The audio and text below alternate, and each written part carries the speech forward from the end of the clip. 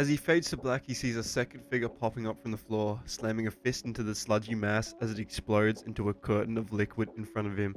Deku passing out there and then.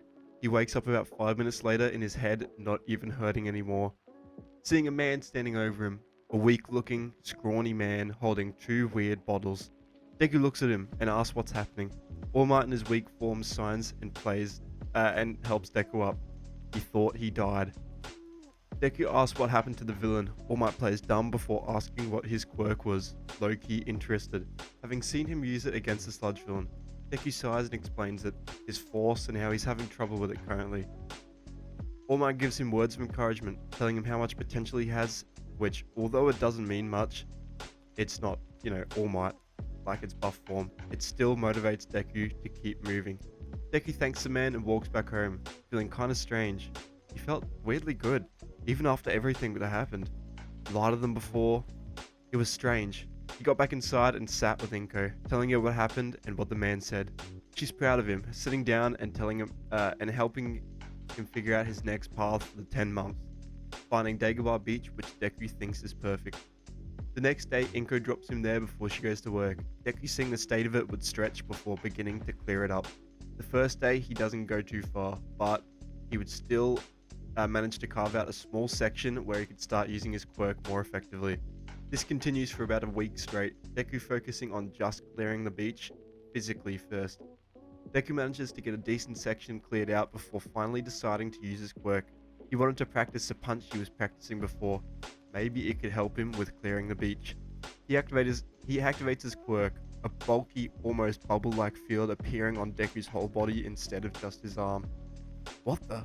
He looks around. 10 centimeters of infinity coat his entire body. He had never been able to push it this much, let alone use it all around at once. Deku stands, in shock, sweat dripping from his brow, 10 centimeters, his entire body coated. Not a flicker of activation.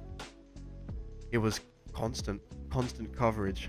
It felt different, like the air around him was denser, his field more complete. But his control? Gone. He tried to pull back, he tried to put it back just into his fist, the way he trained. No response. The field doesn't compress. He can't narrow it. It's like his quirk is locked on to its new default state. Confused, Deku pushes harder, focusing with everything he had, but the bubble stays. He drops it entirely, huffing, the strain still real. What happened to my quirk? He mutters. He thinks back. The moment in the tunnel, the pressure, the pain, the way his mind blacked out, the feeling when the sludge villain pressed in, like his body forced the field outwards on instinct. Was that it? Defense mechanism? A last-ditch override? Deku thinks for a moment. Maybe the sludge villain didn't hurt him. Maybe it pushed his quirk to a new awakening. He experiments with this revelation all day, his quirk having changed, compressed more yet expanded out.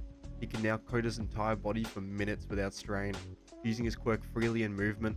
For the first few days he would train with just this, figuring out how to activate and deactivate instantly before finally trying his fist maneuver again. Bringing another fridge in front of him, Deku activates Infinity, his whole body being coated once more. He focuses, training to feel a flow or a wave of Infinity following his attack, trying to flare it out outwards, again at the point of impact. On day 19, Deku figures out something crazy. He throws a punch. As it moves, he times the activation perfectly. Infinity floods his fist the moment of contact. The fridge-sized chunk of rusted metal in front of him crumples inward, like it got crushed by a wrecking ball. Deku's hand never actually touched it. He stares at his fist. I didn't hit it. He smiles, but I broke it. He's hit by a little wave of fatigue all at once after the collision occurs, almost like his quirk had to force its way through the object before making the damage. Deku realizes this and trades accordingly, training like he needed to hit everything. Training like every hit needed to matter. Training for the rest of the remaining time, his infinity now controlled to a fine degree. Following naturally around him, his mind is calm. And finally, the exam looms. The week before it starts, Deku clears the final junk heap, his infinity swirling calmly around him. He stands at the top of the hill overlooking the water, wind brushing past him. He looks at his hand, then clenches it. He is ready. The moment of the UA entrance exam finally arrives. Deku, dressed up in a simple tracksuit, steps off of the train and walks towards the massive gates of UA. Unlike everyone else, there's no hype in his step, just quiet confidence. His infinity is already active, a faint shimmer coating his skin like an invisible armor. As President Mike gives the rundown, Deku doesn't even listen. He's visualizing everything: timing, spacing, flow. His field is stable. He can maintain it for 2 minutes straight now, but that's not what he's counting on. He only gets 10 punches, maybe 11 if he's lucky. Then all the power he can output. That's all the power he can output before backlash hits. He sits through the theory exam, scoring decently well. With no Bakugo, he had time to study in normal class. So, from there on, he walks to the entrance exam site, looking around for anyone he knew, seeing no one, thankfully. He walked to the front of the pack, breathing calmly as he looked towards the door, his infinity active and flaring a little bit. People around him feeling the aura change, the air feeling thicker around him. The gates open. Go. Students rush in. Deku walking would take a right as the rest of the students go forward. The three-pointer charges straight at him, swinging a metal claw. Deku doesn't flinch as he gets closer. He sidesteps and throws a punch, infinity flaring at the last second. He cracks the robot. The robot's head explodes like it got crushed by hydraulic press. My bad. Deku exhales slowly, one down. He begins moving more fluidly. Bot after bot rushes him. Each and every one meets the same fate.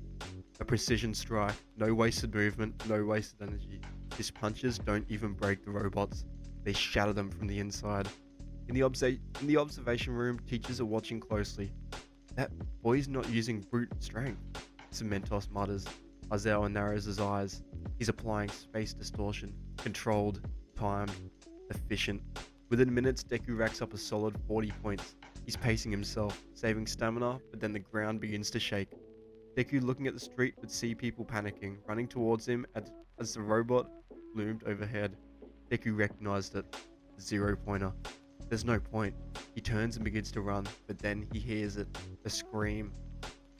He skids to a stop, turning sharply, dust kicking up in his eyes as he scans the rubble. There, under a massive chunk of concrete, the girl, Uraraka. Deku's eyes widen. She's pinned. The zero-pointer's foot is coming right for her. Halfway through slamming to the floor on its next step. No time. His legs move before he can think. He rushes in, flying debris slamming into his infinity, stopping right in front of him as he swats it away like windscreen wipers. He reaches her, activating his force field full body, looking at the rubble before throwing one final punch. He shatters it internally before yanking her out just in time, but the foot's already falling. Deku looks up before looking at the girl, giving her a smile before closing his eyes and crossing his fingers. If there was a time for his quirk to work, it would be now. In his head, he prays as the robot comes falling right down, slamming its foot onto Deku as the teachers and students are horrified, watching from the distance as two students turn into a small dust cloud. No one seeing what happened as the zero-pointer is stopped and told to step back by Nezu. The robot does so and the dust is cleared, as Deku and Uraraka stand, completely fine, not even a speck of dust on him. Deku opens his eyes and looks around at the robot's foot. It was crinkled. It was crinkled, snapped in half from the force of his infinity, both a spear and a shield. His knees buckle. He falls forward, landing on all fours, coughing. But he did it. In the control room, Nezu adjusts his glasses. Give that boy 60 rescue points. After the exam, Deku doesn't wait for the results. He goes home, exhausted but proud. He gave it his all.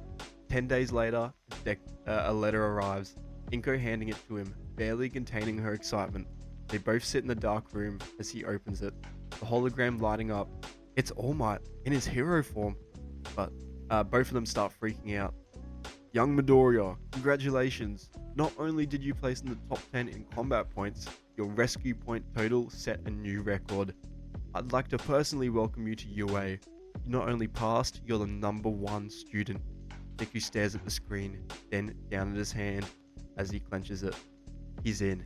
Him and his mum crying a little bit before going shopping to celebrate, getting everything they'll need for UA and a little bit of a treat for doing so good. The weeks going on from there, Deku continuing to train until finally the first day of class would commence. That's part 2. Like, subscribe, and comment if you liked it. I'm sure